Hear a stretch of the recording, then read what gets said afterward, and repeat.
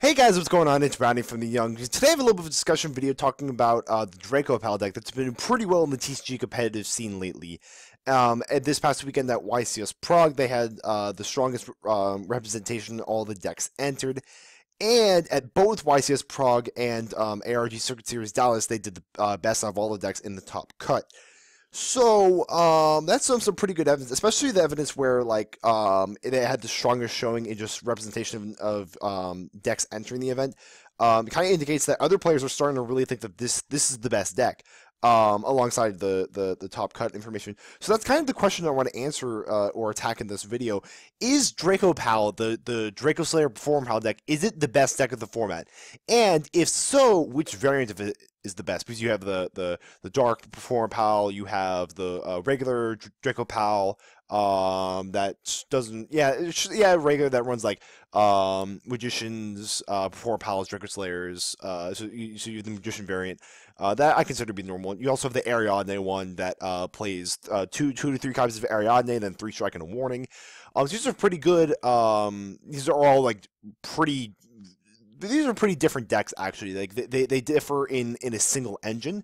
And so I think it's actually pretty big. It's a pretty important question to ask. There's a purpose to it. And the purpose is that when you're attacking the deck from a deck building perspective, you have to, I guess, be consciously aware of like what decks you're looking out for.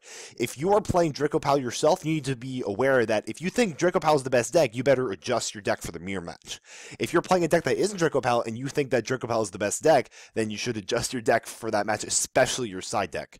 So that's why we're gonna get right into this. So I guess when we're starting this conversation, I would imagine that the best place to start is the adjusted list and figure out what changed from Performapal Pal to the Dracopal deck, and like the severity of all the hits. So if you remember, all the hits on the adjusted list on February 8th was they banned Ptolemaeus, Damage Juggler, Plushfire, limited Scrollcrobat, Luster Pendulum, and Monkey Board.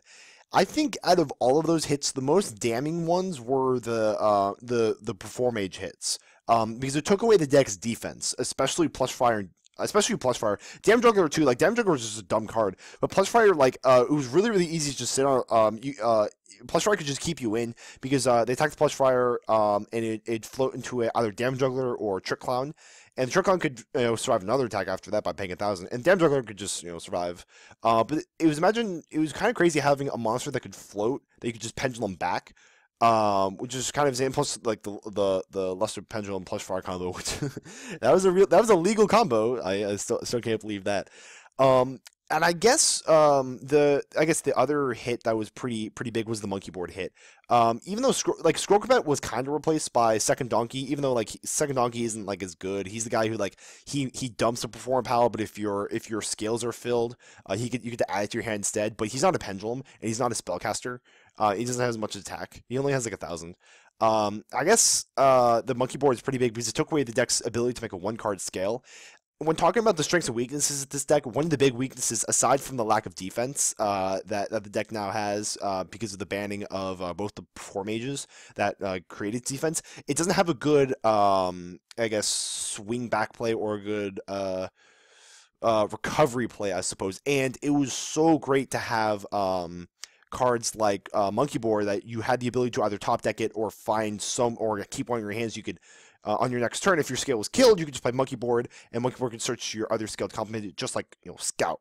Monkey Board was literally Scout, except it kind of searched better cards. It couldn't search Sacrifice, but it could search a scale to complement itself and search cards like Scrollcrobat Joker, or Lizard Draw, or Sorcerer Troll, like really good.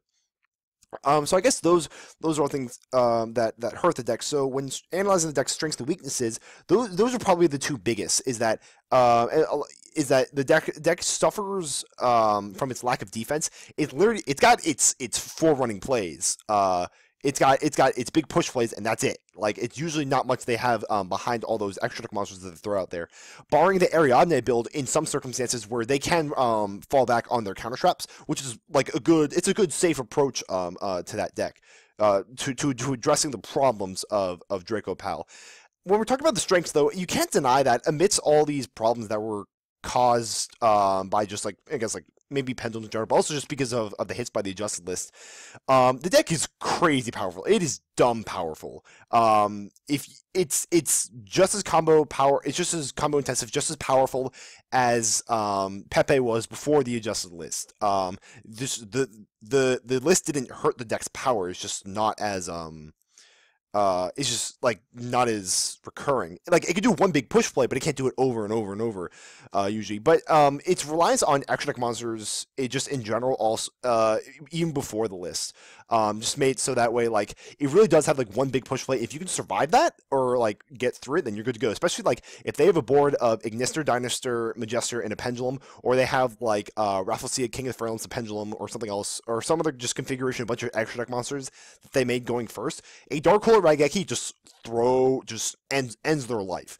A big reason why Cosmo beat the Performapal Dracoslayer deck that I observed was that Cosmo began to start running Darkhold and Raigeki in the main, just so that way it could clear the board and do OTKs or search or get searches with the Farm Girl, and it just killed the Dracopal matchup. And it was good against like a bunch of other stuff too. It was good against Monarch because it just gets big beaters otherwise you could OTK. It was a good advancement, I suppose, in the Cosmo deck that just kind of went hurt Dracopal. I guess in terms of the matchups for Dracopal, now that we're kind of talking about it, is that before the list, I had personally imagined the triangle, the sort of triangle meta to look as follows. What I mean by like a triangle format, I mean I felt like it was the three best decks in the game were Dracopal, Monarch, and Cosmo, and they all like beat each other like rock paper scissors. But this kind of reminds me of the Burning Abyss Cleefort Shadal format from the end of 2014 and the beginning of 2015. But the difference between these two formats was that, oh yeah, see, like Raigeki against this deck is crazy. But the difference between these two formats is that in the BA Doll Clee format, there wasn't like much else that could run around. There's Tellarknight, and that was it. Everything else had been blown to oblivion, and either not really by the list, but like just by power creep. Dual Alliance Next Challenge just kind of shoved everything aside. In this format, which is kind of different, is that you have decks like Atlantean that are running around. You have decks like Burning Mist running around. Even like Fluff Alive's been topping. That Monarch FTK deck, no. I'm just joking about that one. But there are like a bunch of other decks that are actually rather legitimate that can suffer through. But you can't deny that the best three decks in the game right now are Dracopal, Monarch, and Cosmo. And the way that they stack up now is Monarch beats Cosmo, Cosmo beats Dracopal, Dracopal beats Monarch. That's kind of the way I envision it. Now, this isn't like all the time, of course. It's in fact like it's not even as often as it was. Like it's not even as those rules aren't even as absolute as they were in the BA Doll Clee format because it was like Clee beats Dolls, Dolls sometimes beats BA, and BA beats Clee. And that was like pretty standard. Like it didn't really differ from that all that often. In this one, like it does differ a lot because like there are good draws and bad draws that come into the equation, especially when two of the top decks, Monarch and Clee, sorry, not Monarch, Monarch and Cosmo, they suffer from just bricks because of just the way the decks are structured naturally with a bunch of high level monsters. There's much more that goes on, but that's the general way it's supposed to go. With this Dracopal deck, the Cosmo matchup is kind of rough, just along with Darkhold Raigeki. The fact that Cosmo can OTK, and the fact that they are starting to pretty much run 3 strike across the board. Not all of them, but a lot of them are, and that's pretty good. Storm Strike is a really, really good card in this format, and it's really good against this Pendulum deck that needs monster effects, needs its Pendulum summon. I guess like when we're looking further with this deck and seeing like what's going to happen. So we know like that's the way it is now. But when we're looking forward, what's going to change for this deck? Obviously, a list would would change the deck a lot, but we have no idea what they're going to do. They've been so unpredictable with Forbidden Limitless lately that you can't like accurately be like, oh, they're definitely going to hit Performapal or definitely like not going to hit it. I don't know. Who knows? They might hit it again. I mean, I wouldn't be shocked, but like I wouldn't be shocked if they didn't hit it either. Like they're all over the place lately. But in terms of cards coming out, that's going to help the deck a ton. I think in just yesterday, a big release helped him a lot. Was the advent of Utopia the Lightning, the 5K Armanis. Oh my gosh, the card's insane. 5K Ring for Armanis. It helps Performapal the most out of the top 3 decks. It helps the Utopia the Lightning. It helps a lot of decks because it's really easy to make. You just need 2 level 4s. That's literally it, and 2 slots in the extra deck. But Performapal can just make ring 4s all day. Cosmo and Monarch can't really make ring 4s. Monarch definitely can't, and Cosmo it's not logical. It's not realistic. They're not really about that. The Utopian Lightning is pretty big. It's gonna help them in the Cosmo matchup a lot. Also coming out in March, realistically, number 1-6 Giant Hand is being officially released to the TCG in the middle of March. Has it been out in the TCG for a while? Yeah, it's been around for 2 years or so, but not really. It hasn't been available to the wide majority of players. The fact that it's coming to like everyone in 2 weeks or so, that's a really big deal. That was a big thing in the OCG where like Giant Hand was mandatory in the OCG. In OCG before Agent Pal, it's going to be a mandatory in the Dracopal deck because if you're elected to go first, if you're like usually if you're playing Ariadne build, you want to go first. But if you're playing the other Dracopal variants, you want to go second. If your opponent makes you go first, you're going to need some play. And Raffle C is good, but you need more defensive XZs against like different decks. And that's where Giant Hand comes in. Giant Hand was very good defensive XZs. So him coming out in the game is pretty big. Shining Victories in early May is also going to shake things up. We don't know how much. With Cosmo getting more TCG exclusives in there, they could get like Dimension to Chaos level stuff, or they might get like Briggs of Shadow level stuff. Like they might get really dumb, like a new Dark Destroyer level. Oh my god, are you serious card? Or they might just like get like a solid support card like Tin Can. Is Tin Can broken? No, not really. It's just a good support card. It's kind of like it helps solve some of the deck's problems. Cosmo Dark Planet is like the name of the new ship. If that thing's like Dark Eclipser, but it negates spells instead, that would shake things up a lot for Dracopal. But there could be OCG exclusives that shake things up too, but actually not really. Even though the OCG exclusives could really be anything, it's probably going to be the DDDs. And even then, like, what could they possibly import that would help Dracopal more than like what it really is right now? They've already imported all the good stuff from Briggs of Shadow, and then they just brought in Beatrice and Premium Gold. Like, there's not much to bring into something like DDD stuff or like Diamond Dust or the Duelist Pack Castle sets. Okay, now. In the rest of Shining Victories, though, there's Odd-Eye's Performapal Odd-Eye's Unicorn, which is going to, I guess, expand the deck building options for the Performapal deck. It's basically, it's a Performapal that's a generic scale 8. So meaning, like, it's, you know, how, like, here's like, you know, Monkey Board like adjusts his level if you don't have a Performapal in your scale. Like, this guy's a scale 8 no matter what. Let's go and find a new game real quick. And like it's not like cards like Cleefort Scout where it says okay you can only pendulum summon, you can only special summon Cleese. This thing is a generic 8 scale, so if you use it in conjunction with the Monkey Board, you Monkey Board search the Odd-Eye's Unicorn and you have a scale 1 through 8 with no restrictions whatsoever, which is kind of interesting. So they can run cards like Miss Alley Birdman if they want to. Might they? I don't know. Oh my gosh, Twin Twister, it's insane. I mean, it's not like that crazy of an idea. But you know, we'll have to see if they have to do it. But there's also getting a new Drake Overlord, the Rector Pendulum, and he's all right. He's just better than Vector Pendulum, really. But I mean, just getting another Drake Overlord name is pretty good. That new the new spell card for the Dracoslayers, where like you can like shuffle all cards on the field and summon a Dracoslayer, actually isn't that bad. It's actually out right now. It came in the Briggs of Shadow special edition as a promo, which is it's fine. Someone's just have to like find a way to work. It's mostly like a side deck card, like in my opinion, though. Okay, so I've bounced around a lot, but Shining Victories is probably just, it's not that big of a set in the core set power-wise, but there's just some like decent one-ofs that are coming out in there. But I guess the last thing we have to talk about is, one, is the deck the best deck right now? I really do think so. I think it's like pretty safe to say Performapal is the best deck in the game right now.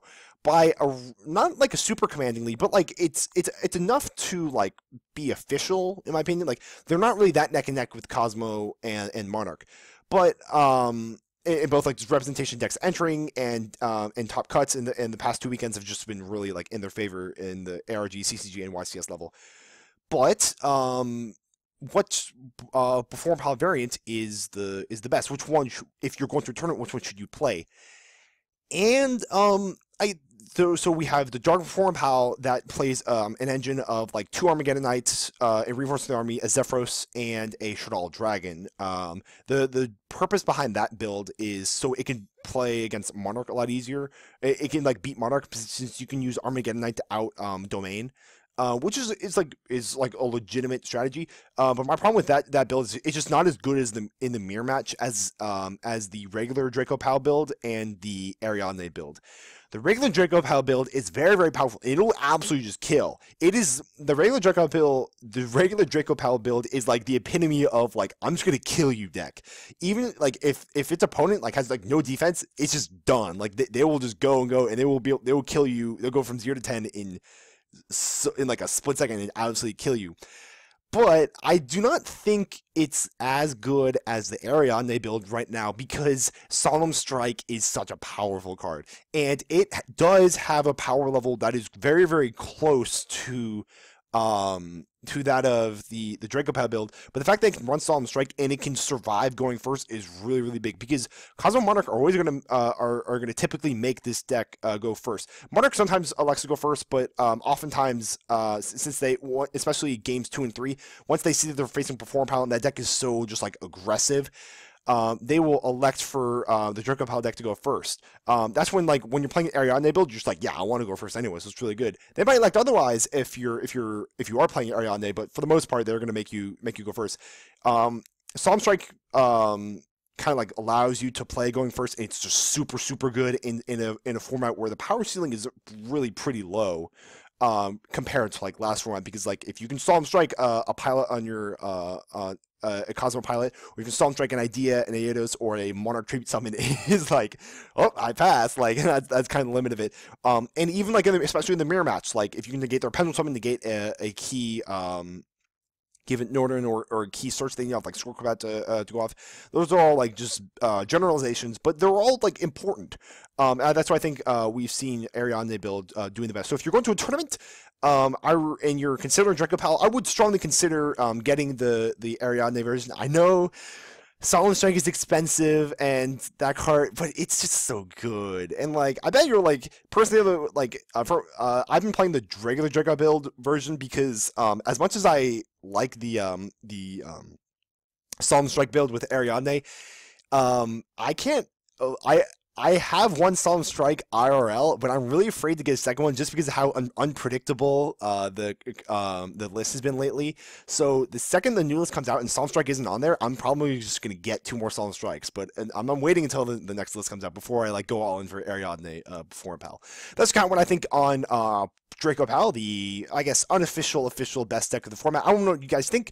Which format or which form of Performapal do you think is the best? And what do you think of the Performapal deck versus like other decks? Do you think, hey, if you think Cosmo is like the best deck, I'd love to hear your thoughts in the comment section below. Thank you guys very much for watching, and I'll see you all next time.